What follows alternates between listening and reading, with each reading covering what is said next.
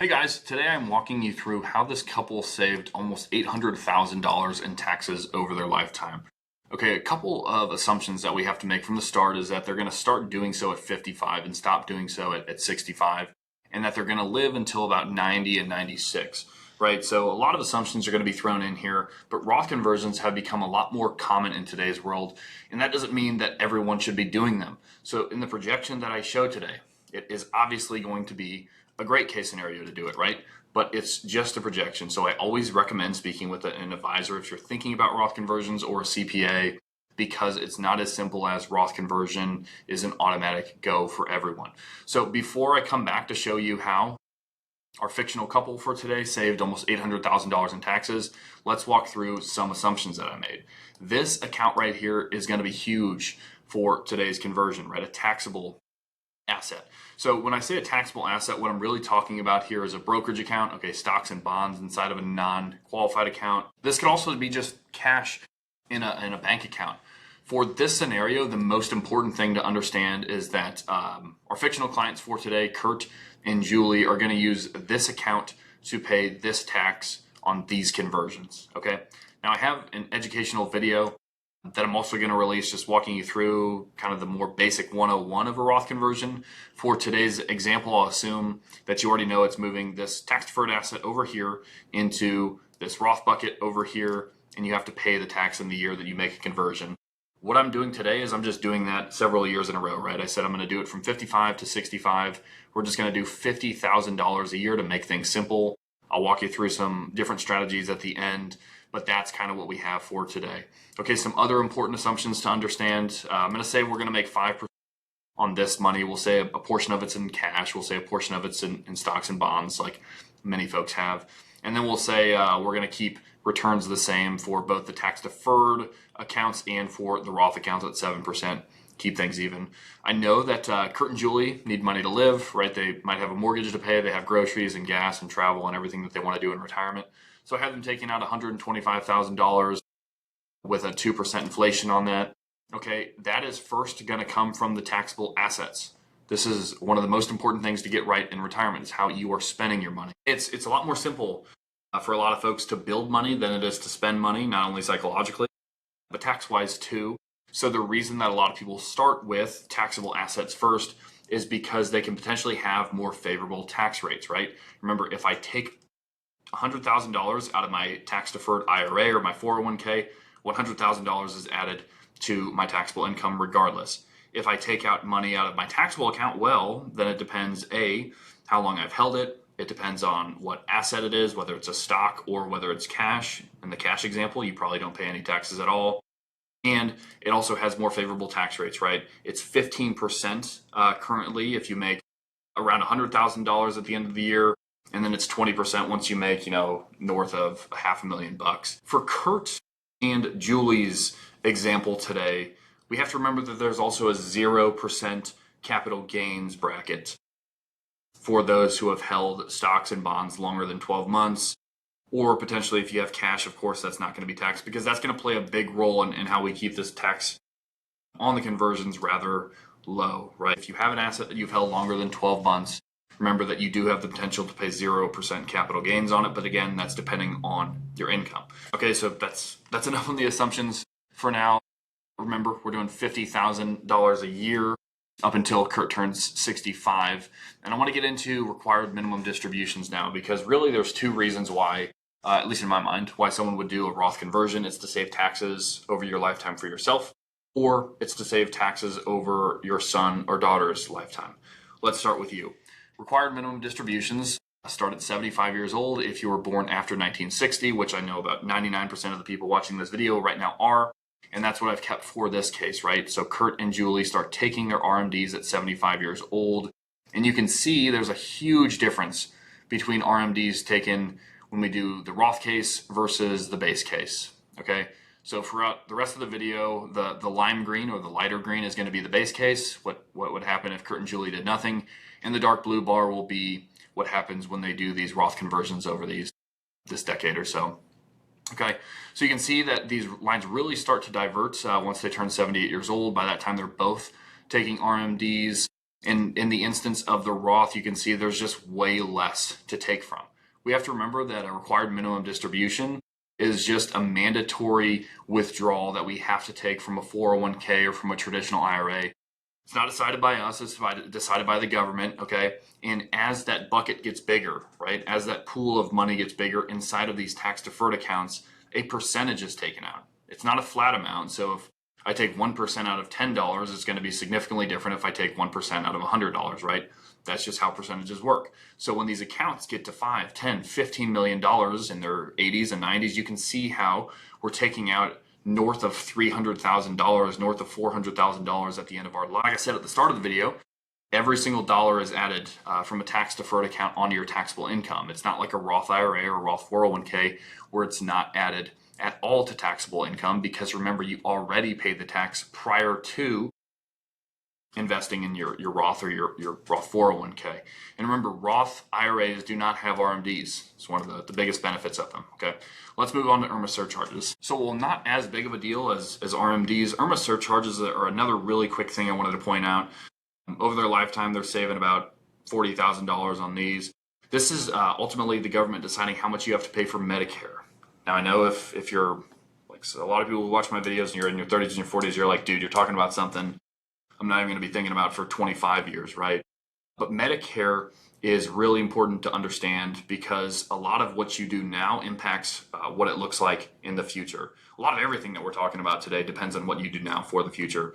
But essentially, all an IRMA surcharge is how much you have to pay for Medicare, depending on how much you bring in retirement. If you are thinking about how our tax brackets work in America, you know that the more you make, the more you have to pay the government. Similar principle applies here. The more you make in retirement, the more you have to pay in order to have Medicare coverage. Okay, so essentially, remember, Roth IRAs, no RMDs, doesn't kick up our income, so we keep our income lower for more years in retirement, so we don't jump into those higher tax brackets where these IRMA surcharges live, not until we're in our 90s, Kurt and Julie in this case. So just wanted to stop there. Maybe remind your parents of that. Maybe remember that it has a 2-year look back, meaning that when you turn 65, they're going to look at what your income was when you're 63, and that's going to carry on, right? When you're 70, they'll look at 68 and so forth, guys. So that's IRMA surcharge.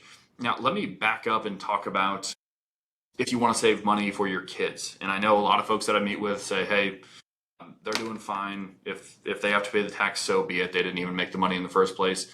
Well, it's not as simple as that, because a lot of times when your son or daughter receives your traditional account, such as your IRA or your 401k, they have 10 years to withdraw every single dollar in that account. Okay, so if I do some easy math here on the top of my head, let's say you pass them a $2 million IRA, they've got 10 years to withdraw it with no increase at all. They're already taking somewhere around $200,000 a year every single year for those 10 years. Maybe between them and a spouse, they're also making $200,000 income. Okay, so now we're making $400,000 a year, and those distributions went from being taxed at 15, 20%, even lower here for Kurt and Julie, and now they're being taxed probably closer to 25%, right? So it's not so much that your son or daughter gets to have your assets and pay less tax for it. It's just the principle of not paying the IRS more than you need to. So I won't get on my soapbox there, but just remember, if you are planning on leaving assets to your son or daughter, a lot of times people do prefer to leave a Roth IRA, because although they have to remove all of the money out of their Roth IRA within 10 years, one, it's not added to their taxable income, and B, it's going to be tax-free, right? So kind of semantics there, but something really important to remember: if it's a traditional IRA, it's got to be removed within 10 years. It's fully added to their taxable income. If it's passed to a spouse first, you're good. Your spouse is just going to have to worry about her own or his own RMDs. So let me now move to the lead that I sort of buried, right, where they're saving nearly $800,000 in taxes. Again, I've sort of walked you through where most of those taxes are coming from in their 70s and 80s with those large required minimum distributions. And again, you'll see that sort of play out here. Once we get into our 70s, you really see a breakout, because early on there, right, we're doing all these Roth conversions. We're actually paying more tax in our 60s because we're doing this. We're basically willing to pay the tax today for the long-term benefit, right? Sort of delaying that gratification, as they say.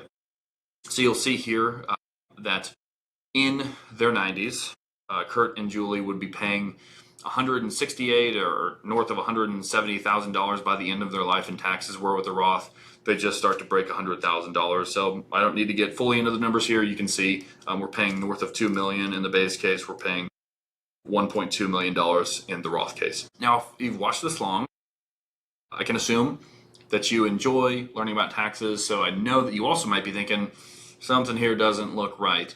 And the reason that Kurt and Julie are able to do this is because they stayed below the 22% tax bracket in all of the years that they were doing those Roth conversions.